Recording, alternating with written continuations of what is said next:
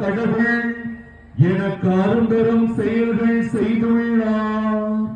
தூயவர் என்பதே அவரது பெயர்.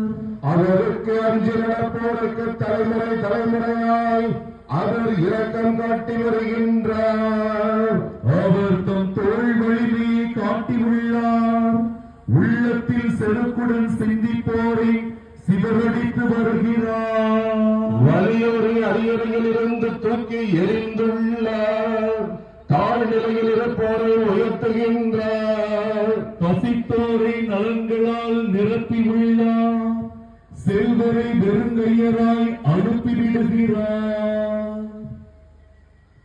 மூதாதையருக்கு உரைத்தபடியே அவர் ஆபிரகாமையும் அவர் தம்வழி மரபினரையும் என்றென்றும் இரக்கத்தோடு நினைவில் கொண்டுள்ளார். தம் ஊழியராகிய இஸ்ரேலுக்கு துணையாக இருந்து வருகிறார். தந்தைக்கும் மகனுக்கும் தூய ஆவியாருக்கும் ஆட்சி உண்டாகுவதாக.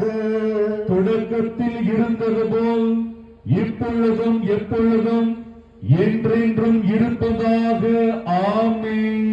சந்திரனை போல் அழகு வாய்ந்தவராய், சூரியனை போல் ஒளியுள்ளவராய், போர் முனையில் அணிவகுத்து நிற்கும் படையை போல் அச்சம் தருகின்றவராய், விடிய காலை போலவோ எழுந்து வருகின்றவர் யார்?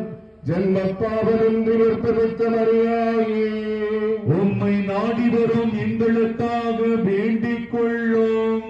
மன்றாடுவோமாக.